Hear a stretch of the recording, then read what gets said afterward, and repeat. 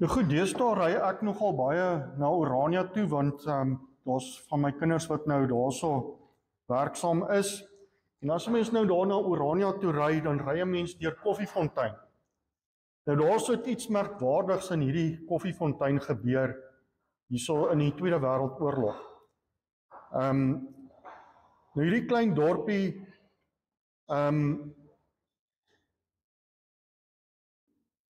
dink ek kan mense as beroemd beskou, omdat professor H.G. Stoker en nog 'n klomp ander Afrikaners daar gevange gehou is.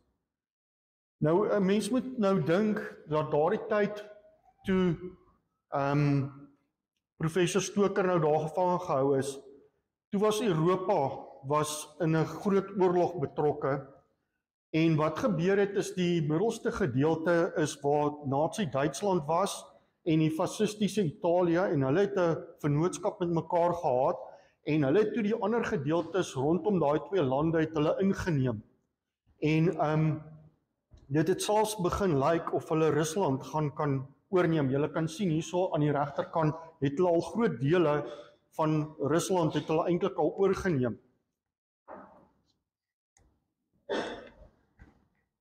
Nou die ordes wat teen mekaar gestaan het, was die nazisme, die fascisme en dan die liberalisme en die kommunisme. Nou die kommuniste en die liberaliste het in 'n vennootskap met mekaar gegaan en hulle het toe teen die fasciste en die nazi's het hulle oorlog gevoer.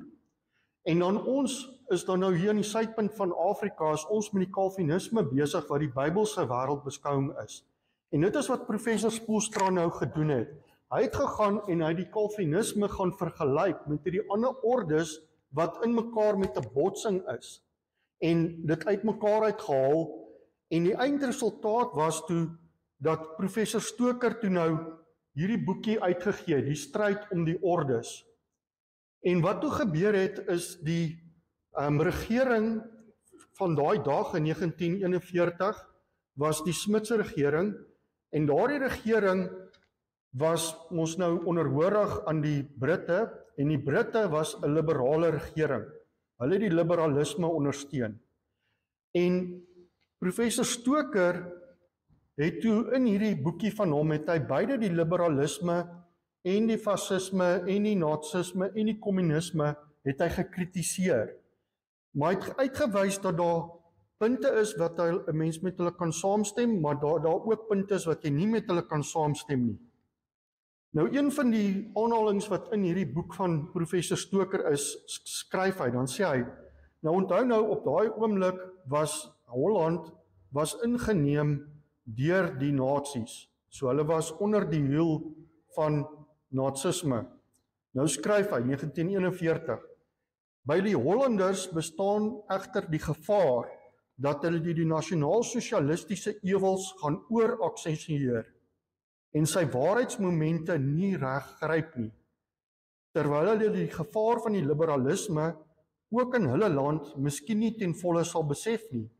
By ons weer bestaan die gevaar dat ons die ewels van die liberalisme gaan ooracsentueer, sy waarheidsmomente nie regvat nie en die gevare van die nasionale sosialisme ook in ons land miskien nie ten volle sal besef nie. Nou is die vraag, maar hoekom is professor Stoker toe nou in hegtenis geneem en na hierdie interneringskamp toe gestuur? Want hy kritiseer tog hierso nazisme. Nou wat gebeur het is, dit is so, hy het die nazisme gekritiseer, maar hy het ook die liberalisme gekritiseer. En dit was vir die Smitse regering wat liberaliste was dit te min. Die kritiek op die nazisme was te min, die kritiek op die liberalisme was te veel. En daarom laat hulle hom arresteer en sit hom binne in hierdie konsentrasiekamp.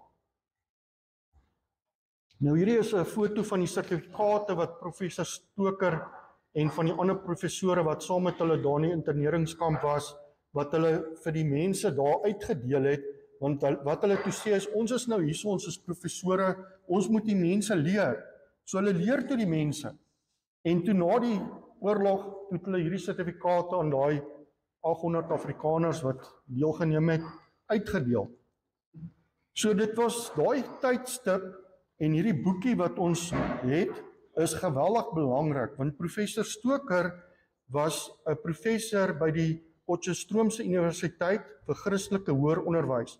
So dit wat hy vir ons daar opgeteken het, is uit 'n Christelike perspektief uit, sit dit vir ons uiteen, hoe hierdie verskillende ordes in mekaar steek, en daarom het dit vir ons tot vandag toe nog baie waarde.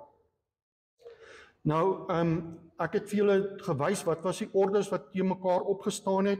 Dit is die liberalisme, die kommunisme, nazisme, fascisme en Calvinisme wat hy met mekaar vergelyk.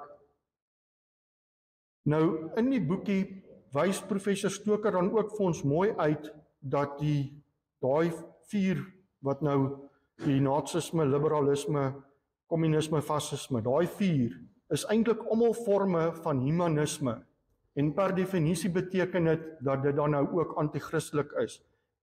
In vergelyking met die Calvinisme wat die Bybelse wêreldbeskouing is. Nou as ons moet opsom waaroor dit gaan, dan is dit hierdie diagram wat ek vir julle uitgedeel het. So aan die een kant het ons nou die ouens wat sê nee, dit gaan eintlik oor die groep. Die groep is primêr en dit het eintlik niks met die individue te doen nie. So hulle beklemtoon net die groep. En in daai denkskool sou mens kon indeel die nasies, die fasciste, die mormone, die baalaanbidders, die stamgodsdienste, al daardie sal daarin val, in daai gedeelte waar die groep oorbeklemtoon word en die individu bestaan nie, dit word heeltemal ontken. Nou die teenpool daarvan is dan nou waar die veelheid word ontken, so dit gaan net oor die individu, die groep bestaan nie, dit is net die individu. Nou onder dit sal vertel die sekulariste, die liberaliste, Islam sal daar ondertel, die Jode se godsdiens, dit sal ook daar ondertel. En nou as 'n mens dink, weet nie of julle al opgetel het nie, as 'n mens met Engelse sou praat, wat nou die liberale wêreldbeskouing verteenwoordig, hulle het nie 'n woord vir volk nie. Hulle het nie 'n woord nie, so hulle denkrigting veroorsaak dat hulle selfs nie eers in 'n taal dit kan uitdruk, die konsep van 'n groep mense wat iets in gemeen met mekaar het wat 'n mens 'n volk kan noem nie. So dit het 'n geweldige impak op hulle denke. So onthou daar's ons 'n ander groep wat die teenoorgestelde is, dis die Boran stam, ons kom nou by hulle. En dan die middelgroep, wat die oplossing is, wat Dominee Pieter oor gaan praat, is die Bybelse wêreldbeskouing. Hy gaan daarop ingaan. Ons het aan die begin gesien, soos die Bybel lees, in Genesis, word dit vir ons gepraat van dat as God, as die konsep van ons, so dit is nie 'n enkeling nie, en dan as ons in Matteus 28 die groot opdrag gaan lees, dan word daar gepraat van God die Vader, God die Seun, God die Heilige Gees. So die oplossing daar is die 3 eenheid. Nou goed, ek het vir julle die diagram uitgedeel, so hou hom byderhand as ons praat. Ek gaan infokus nou op die heel linkerkantste deel en die heel regterkantste deel, en Dominee Pieter sal in die middelste deel praat. So die heel linkerkantste deel oorbeklemtoon die groep, die heel regterkantste deel oorbeklemtoon die individu. So in die manifestasies van dit, aan die heel linkerkant, die marxisme, die nazisme en die stamouens. Ons gaan daai 3 na kyk, en dan aan die regterkant is dit die liberalisme en woke, wat die individu net in fokus daarop. So kom ons kyk dan nou heel eers na die heel regterkant, die liberalisme en die woke. Nou professor Stoker in daai boekie van hom, Stryd om die Ordes, hy vertel daar, hy sê vir die liberalisme is die soewereine, redelike, sedelike individu wat sy eie stoffelike en geestelike welvaart soek, die hoofsaak. Alle verhoudinge van mens tot God, tot die menslike verbande, tot natuur en kultuur word aan hierdie grondbeginsel ondergeskik gestel. So, met ander woorde, die individu, dit gaan net om die individu. Rasduni stel dit 'n bietjie anderster. Hy sê vir ons, we no longer see ourselves as members one of another, whether in the family, in the church, or in society. This sense of unity is gone in every sphere. Within the family, radical individualism separates husband and wife, children from their parents, parents from their children, all from one another. A concept of individualism, the one that prevails, is relatively modern. So, Rasduni sê, hierdie idee dat dit radikale individualisme is 'n moderne idee. Was nie altyd so nie. Coming into its own with the French Revolution and its aftermath, instead of identifying a man as a member of a group, member or a clan or a nation in terms of his faith and culture, identification became purely personal. I am myself, nobody can define me, I am unique, and that's the mentality. So hy kritiseer dit, hy sê nee, in ons dag, veral in Amerika ook dan nou, het die individualisme, hierdie liberalisme het ook in Amerika ingekom en die klem word net op die individu gesit. Nou nog 'n bron wat ek geraadpleeg het was Darrow Miller se boekie Disciple the Nations, en hy het dan hierdie aanhaling wat ek nou in Afrikaans vertaal het, dan sê hy vir ons, die Weste het weggedryf van die Christelike konsep om die uniekheid en waarde van elke mens na die moderne konsep van individualisme. In die verlede het die westerse kultuur God geëer en die individu het sy of haar unieke plek gevind as 'n vrye en verantwoordelike agent binne God se glorieryke orde. Nou eer westerse kultuur God nie meer nie, maar die mens word die middelpunt van die heelal gemaak. Nou aanbid ons die mens wat die essensie van individualisme is. Ons sien hierdie individualisme oralster, en dan gee hy vir ons 'n voorbeeld van Frank Sinatra se liedjie My Way. So is gefokus op die individu. So, My Way. Of mens kan kyk na die bemarking wat die afgelope 30, 40 jaar baie prominent was met Marlboro Man, waar dit oor hierdie rowwe, ruwe individu gaan en net hy. Het gaan net oor hom. Of Burger King se advertensie wat hulle sê, ek wil my hamburger hê op my manier. Gevorm deur vandag se waardes, fokus die kerk se evangelisasie en disippelskap op die individu. Die kerk is verblind en sien nie die gemeenskaplike komponent van die groot opdrag nie. Individue moet tot 'n reddende kennis van Christus kom, maar hierdie waarheid moet ons nie verblind vir die Bybelse begrip van gemeenskap nie. So dit moenie ophou dat jy kom net tot bekering en dit is net jy as individu nie, dit moet verder gaan, ons moet 'n kerkgemeenskap hê, dit is nie net die individu nie. As ons gaan kyk in die kerk wat vandag aangaan, dan kan ons sien hoe word godsdiens geprivatiseer, dat dit net oor die individu gaan. Ons kan byvoorbeeld dink aan nagmaal. Deesdae het ons die situasie dat mense oop nagmaalstafel kry. Goddank daarom nie by ons gemeente nie, maar mense kry dit. Wat is die idee daar agter? Die idee is dat ek privaat 'n verhouding met God het en die kerkraad het niks daaroor te sê nie. So ons kan sien, godsdiens word geprivatiseer. Die individu is waaroor dit gaan. Nog 'n voorbeeld.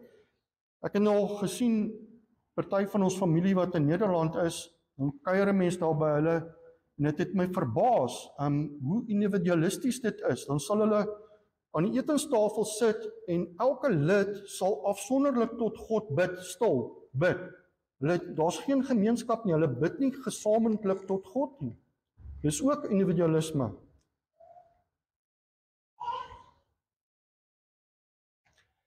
En dan kry ons hierdie voorbeeld, my body, my way. So, met ander woorde, ek is 'n vrou, dis my liggaam, selfs daai baba wat hier so in my groei, het niks te sê nie, dis my liggaam, ek sal besluit of ek jou wil doodmaak of nie. En die pa het selfs nie eers inspraak daarin nie. In Suid-Afrika is daar wetgewings aanvaar dat 'n dogter wat 'n abortus wil ondergaan, dat die staat maak dit vir haar moontlik om haar baba dood te maak sonder haar ouers se medewete en sonder die toestemming van die man wat die kind verwek het. So my body, my way. Prof Stoker het in 1941 die Britse liberalisme as 'n gevare met hulle oorbeklemtoning van die individu ten koste van die groep uitgewys. Nou goed, nou kom ons by die hele woke beweging. Wat is die verband nou met liberalisme? John Aldrich het vir ons die verband met die woke en die liberalisme, wys hy vir ons uit. Hy sê vir ons, woke culture focuses on identity from the perspective of politics, psychology and sex through the lens of social constructivism and expressive individualism. That is, you can be anything you want to be. Accordingly, the contemporary political scene is dominated by the issues of identity politics, where the belief in human authenticity are found in its freeing of oneself from religion and the traditional nuclear family and its moral ethical values which inhibit free agency, and in return, a return to the natural self. This political, emotional and sexual psychological idea of selfhood is not new. It was first introduced by secular atheists including Rousseau, Descartes, Nietzsche, Marx and Freud. This represented a reversal of perspectives from an outside in, met ander woorde, man created in the image of God, to an inside out. Met ander woorde, man is God. Human psychology. Nou gaan hy voort, dan sê hy, coupled with the rise of the modern self is the idea of sexual freedom with its focus on expressing authentic, natural human feelings. And this pits woke ideology against traditional family values, marriage, and institutional Christianity. Nou hier is ek vir ons 'n foto wat verskyn het in die NG Kerk se blad, hulle kerkblad. En dit is van twee vroue wat met mekaar getrou het en hulle het toe besluit maar hulle wil 'n kind hê. So hulle neem toe 'n kind aan en hulle kom hier by die kerk aan en die dominee kom en sy doop hulle aangenome kind. So die gesin word totaal herdefinieer. Dit kan enigiets wees soos ons nou net gesien het. Jy besluit, jy het die mag as individu. Wie is die kerk? Wie is die Bybel om vir jou te definieer hoe dit moet wees? Jy besluit self. Nou goed, daar's ons 'n verband wanneer 'n mens praat oor woke met marxisme. Die begrip wat gebruik word baie keer is dat dit kulturele marxisme is. Nou ons moet onthou hoe die marxiste redeneer is dat dit 'n these is en dan kom jy met 'n antithese en dan kom jy, omdat jy dan standpunt inneem teen die these, dan kry jy 'n sintese wat 'n samevoeging is van die twee.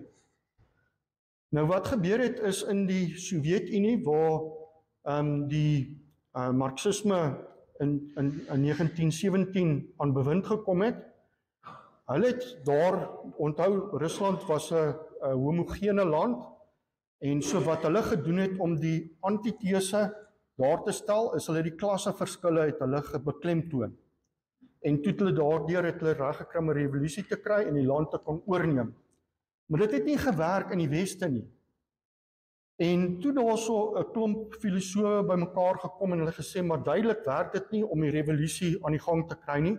En toe het hulle gegaan en hulle het die marxisme aangepas. So byvoorbeeld in die linkerkant is in Suid-Amerika, het hulle gegaan, onthou Suid-Amerika is mos nou Rooms-Katoliek. Hulle sê toe nee goed, ons moet die teologie inbring en hulle dink toe liberation theology uit om marxisme aan te pas om dan die mense in Suid-Amerika te kry om ook marxisme te omarm. In Afrika die these, antithese, wat jy toe doen is, jy gaan en jy fokus in op die rasseverskille. En jy kry dit dan reg om die botsing te veroorsaak en dan kan jy marxisme implementeer. Nou in die res van die westerse wêreld wat hulle basies gedoen het, is hulle het 'n oorkoepelende ding gemaak en gesê maar die onderdrukking is nou nie net met die klasse nie, dis nie net met die godsdiens nie, dit is eintlik alles ooromvattend. Jy moet die geslagtelikheid ook inbring en die verskillende groepe soos die LGBT, jy moet hulle ook inbring. Nou daar is so 'n aanhaling wat ek hierso het, wat ek vir julle wil gee, wat vir ons mooi kan sien. Goed, dit kom voor in Pat Buchanan se boek en hy haal dan van Marcuse aan. So Pat Buchanan sê, who will play the role of the proletariat in a coming cultural revolution? Marcuse's candidates, radical youth, feminists, black militants, homosexuals, the alienated, the asocial, the third world revolutionaries, all the angry voices of the persecuted victims of the West. This was the new proletariat that would overthrow Western culture. So ons sien ons nou, waarso pas die dinge nou in? En hoe kom dit nou by woke uit? So kulturele marxisme is basies synkretisme tussen hierdie verskillende dinge. In Suid-Afrika is dit geïmplementeer as hierdie BEE. En ons, die ouens soos ek nou, wat in die korporatiewe wêreld is, ons sien dit. Wat hulle doen is, hulle ken aan die maatskappye punte toe. Hierdie is nou die verskillende terme wat betrokke is as ons van woke praat. Dan kan julle sien, daar is ons cultural Marxism, is daar so, Foucault is daar so, Karl Marx, expressive individualism, en dan DEI, diversity, equity and inclusion. Nou in die korporatiewe wêreld, wat hulle doen is, hulle ken aan die maatskappypunte toe, aan die hand van hoe goed hulle die onderdrukking teengaan. So die idee is, dat 'n swart vrou word baie meer onderdruk as 'n wit vrou, want sy is ook nog swart. So die swart mense word meer onderdruk as die swart vroue. So dat sy moet bietjie meer van 'n hupstoot gegee word. So wat hulle doen is, hulle ken punte toe, en dan word al die punte toegeken vir elke individu, en dan kry jou maatskappy, kry dan 'n punt uit die teoretiese hoeveelheid, hoe woke is jy nou? Hoe goed is jy nou om die woke wêreldbeskouing in effek dan nou te implementeer?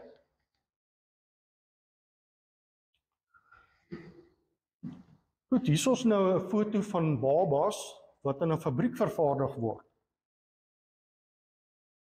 Nou goed, ons het nou net gesien dat woke is basies 'n samevoeging van radikale individualisme, van die liberalisme en marxisme. Nou goed, in die voorwoord van Humanist Manifesto van 1973 word liberalisme en marxisme word eintlik maar net verskillende forme van humanisme genoem. Nou die vader van kommunisme, Friedrich Engels, hy het in sy Origin of the Family, Private Property and the State, vaar hy nogal baie ernstig uit teen die idee van gesin. En hy sê dit is 'n probleem wat ontslaaf van geraak moet word, en ons moet by die punt kom wat die onderwys en die versorging van kinders moet 'n staatsaangeleentheid wees. Die kinders moet basies weggevat word van die ouers. Daar moenie so iets soos 'n gesin bestaan nie, want dit is die eintlike probleem. Nou, hierdie prent wat ek nou vir julle hier wys, dit is eintlik 'n verwysing na Aldous Huxley, 'n boek wat hy in 1932 geskryf het met die titel Brave New World.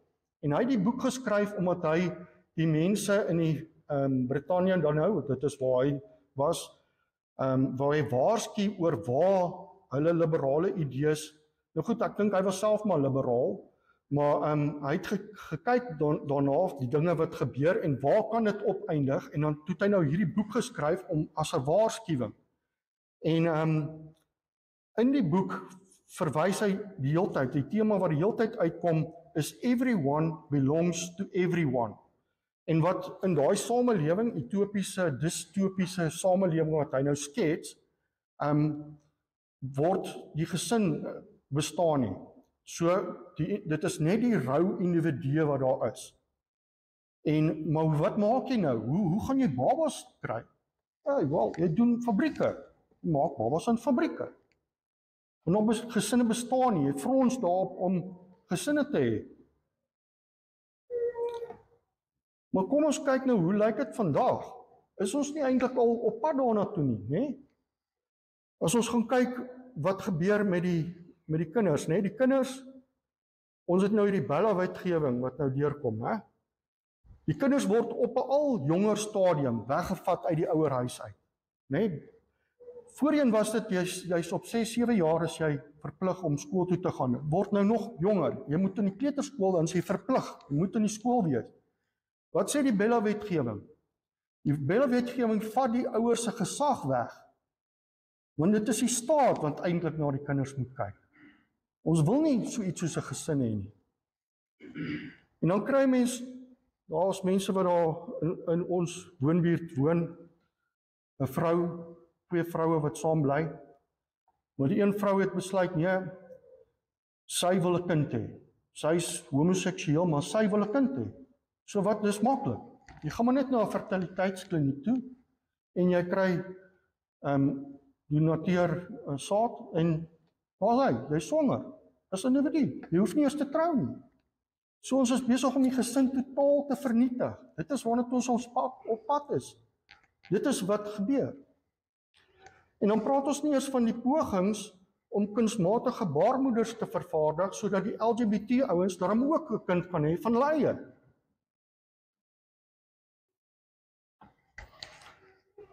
Dr. Os Guinness, hy het 'n toespraak gelewer by die Alliance of Responsible Citizenship, en toe maak hy hierdie uitspraak. Hy sê, since the 7th of October 2023, how much of the liberalism has demonstrably shifted from liberal to post-liberal and even to highly illiberal. Wat hy sê is die radikale Islam en die radikale liberalisme in die vorm van woke, kulturele marxisme, hulle is in 'n alliansie met mekaar en hulle is besig om die wêreld te vernietig. Die monsterwêreld het ons nou van gehoor het. Nou goed, ons het nou al begin praat oor die gevolge, maar in effek waarop dit neerkom is die liberalisme en die woke eindig op in narcissisme, want jy fokus net op die individu, anargie, chaos, verdrukking, wetteloosheid, konsentrasiekampe en dan ook die dood. Nou goed, julle kan nou vra, nee, maar konsentrasiekampe, wetteloosheid, verdrukking, waarvan praat jy? Ek het verwys na professor Stoker. Hy was in 'n konsentrasiekamp. Hierdie is nou onlangs. Hierdie was in 2020. Hierdie is 'n politikus, haar naam is Pavi Rasanen. Sy is in Finland, in die parlement, en die Lutherse kerk het gegaan en hulle het begin om gay pride geleenthede te bevorder en te sê is 'n goeie ding, ons moet dit ondersteun. En sy sê toe nee, dit is nie goed nie. Romeine 1 sê dit is sleg. Die kerk mag dit nie ondersteun nie. Wat gebeur? Hulle kla aan vir haatspraak en homofobie. En hulle poog om haar te straf omdat sy dit gedoen het. In Frankryk het hulle 'n wet aanvaar wat dit verbied om homoseksueles LGBT om hulle noem dit conversion terapie. So jy mag nie poog om hulle te evangeliseer en te verander dat hulle nie meer homoseksueel is nie. Daai wet in Frankryk is in 2022 aangeneem met 142 stemme teen 0. Die Europese Unie is ook op pad daarna toe. Hulle wil dit in die hele Europese Unie so maak dat jy nie conversion terapie mag doen nie. Hierdie is Adam Smith Connor. Hy is 'n Britse militêre veteraan. Verlede jaar het hy in Skotland protes aangeteken by 'n aborsiekliniek. Hy het nie gegaan en iemand geskiet nie. Hy het daar gestaan en stil gebid. Maar daar's 'n wet dat jy mag nie in Skotland binne sê 500 meter stil gebed doen by 'n abortuskliniek nie. Selfs al is jou huis net langs aan, dan mag jy nie in jou eie huis eers dit doen nie. Dit is waar ons is. Dit is verdrukking.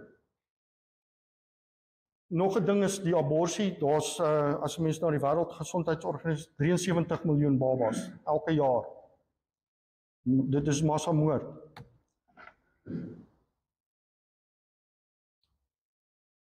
Goed, nog 'n gevolg is dat die bevolking stort in duie, want jy dink nie in terme van die toekoms nie.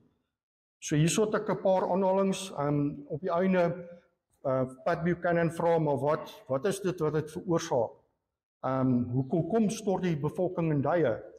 En dan kom dit basies daarop neer, ons is selfsugtig. Ons wil nie kinders hê nie, want hulle vat ons tyd, ons kan nie laat slaap nie, en hulle eet al ons geld op. Nee, ons wil nie kinders hê nie. En wat gebeur? Onder Afrikaners, 1,6 kind per vrou. Ons het ervaar dit ook. Dit is wat met die kerk gebeur. Die grafiek, daai ene met die stippellyn, daar in die begin 1859, dit is die GKSA. So in 1859 was 55% van die lidmate in die kerk was kinders. Kyk wat gebeur hierso in die 1920s. Toe word dit onder 50%. Waar is ons vandag? Ons is vandag by 22%. Wat gebeur met die kerk? Die kerk krimp. Kyk daai boonste grys ene. Wat het met die kerk gebeur? Dis die totale lidmate. Ons het hierso in 1989 het ons 'n piek bereik. Maar daar's nie kinders nie, daar's nie 'n volgende geslag nie. Kyk waarna toe is ons op pad. Ons is op pad na 0 toe. Dit is wat gebeur. Hierdie is maar net 'n voorstelling, want ons het die statistiek van wat in die samelewing aangaan. Dit gebeur oralste. Jy kan 'n grafiek gaan kry, die enigste plek waar daar nog meer kinders gebore word as wat doodgaan, is in Sub-Sahara Afrika. En nie Suid-Afrika is uitgesluit, want verlede jaar het ons onder vervanging gegaan. Selfs in Saudi-Arabië is dit onder vervanging. Nou goed, ek gaan hierso net vinnig oorgaan. Musk probeer om meteen te gaan. Julle kan gaan 'n bietjie kyk wat het hy gedoen. Hy het Twitter opgekoop en hy sê dat hy dit gedoen het om die woke mind virus teen te gaan. Hy staan sy tyd af om vir Trump te help om al daai DEI programme te stop. Dis besig om hulle almal dood te maak. So ons kan sien hier's 'n geweldige geveg aan die gang. Nou goed, hy is nie 'n Christen nie, so hy verstaan ook nie mooi presies hoe die goed aan mekaar steek nie. Nou hierso is 'n vrou wat woke was en sy was by 'n maatskappy, was sy werksaam wat woke bevorder het, maar daar kom toe 'n nuwe bestuurder daaraan. En die nuwe bestuurder, wat hy toe doen is hy sê nee, maar hulle moet white supremacy beveg. En nou as 'n ou nou van white supremacy, dan definieer sy dit, sy sê dit is stiptelikheid, objektiwiteit, dringendheid, perfeksionisme, harde werk. Dit is wat geassosieer word met white supremacy. Wat dink julle wat gebeur met daai maatskappy? Hy gaan bankrot. Wat dink julle wat gaan met 'n samelewing wat hierdie dinge implementeer gebeur? Hy gaan in duie stort. So dit is 'n goddank dat dit gaan gebeur. Want dit wys vir ons dat dit werk nie uit nie. Nou goed, ek het nou oor my tyd gegaan. Ek wil eintlik nou nog oor nazisme, stammisme en marxisme praat, maar julle weet van die verskriklike dinge. Daar's 'n boek wat geskryf is, The Black Book of Communism. Hy's gratis beskikbaar op die internet. Dit is 900 bladsye dik. In daai boek word mooi vir ons uiteengesit wat gebeur met marxisme en die massamoord, 100 miljoen mense wat dood is. Nazi's, daar's 24 miljoen mense dood tydens die Tweede Wêreldoorlog as 'n direkte gevolg van die idees wat met nazisme geïmplementeer is. Ek wil net na hierdie verwys. Dit is 'n beeld van Hitler en hier aan die regterkant nou kan ons die mentaliteit sien waar die klem geplaas word op die groep en nie op die individu nie. Die individu figureer glad nie. Hulle skryf daar, hulle sê, du bist nichts, dein Volk ist alles. So as dit nou in Afrikaans vertaal, en sê dit, jy is niks. Jy as individu is niks. Jou volk is alles. So wat hulle doen, is hulle beklemtoon die groep en die individu bestaan glad nie. Nou die kommuniste doen presies dieselfde. Hulle sê, daar's propaganda wat hulle sê, nee, die samelewing is 'n byekorf, die individu is niks, hy's 'n klein ou bytjie, dit gaan eintlik oor die geheel. Goed, ek wil net nog een ding sê oor die Boran stam. Dit is 'n stam wat in Ethiopië is. En hulle het glad nie 'n woord vir my nie. Dit is soos die Engelse wat nie 'n woord vir volk het nie. Die ouens het glad nie 'n woord vir my nie. So hy kan nie sê my bok, my kind, my vrou, hy kan dit nie sê nie, want dit is nie in sy verwysingsraamwerk nie. Dit is net ons bok, ons kind. So hulle denke is heeltemal net in terme van die groep. En dan ja, die uiteinde is konsentrasiekampe, massamoord, hierdie is in Ethiopië, 1 miljoen mense dood. Dis die konsentrasiekampe in die Sowjetunie. Dit is Nikolai Getman se skilderye, hy was self 'n gevangene daar, dit is wat hy daar gesien het. Die mense is heeltemal, die individu word verontmenslik. Net massamoorde, hierdie is in 'n museum in Kambodja, massa mense dood. Nou goed, ek dink hoe ons dit kan opsom, hierdie twee uiterstes wat ons nou kyk, die diagram, ons het nou gekyk na hierdie twee kantdele, die een wat die groep heeltemal oorbeklemtoon, die ander ene wat net die individu, en op die einde is die eindresultaat dieselfde, dit is net dood en swaar kry en onderdrukking. Nou Darren Miller, hoe hy dit beskryf, hy sê, the one mindset focuses on the absolute freedom of the individual. It leads to narcissism and ultimately to anarchy. In a society that has forgotten God, this can be freedom to do wrong. En dan kom dit neer op dit wat in Rigter sê, elkeen het gedoen wat reg was in sy eie oë. Dis nie net nie. En dan sê hy, for each part, the perspective of the many, die ouens wat die groep oorbeklemtoon, leads to totalitarianism, form without freedom. Nou goed, ons sien nou dat hierdie twee uiterstes gee net vir ons moeilikheid. Die eintlike oplossing is die middelgedeelte waar ons 'n Bybelse wêreld beskou het. En dit is wat ons dan nou na gaan kyk in die volgende lesing, wat Dominee Pieter vir ons gaan doen. Baie dankie.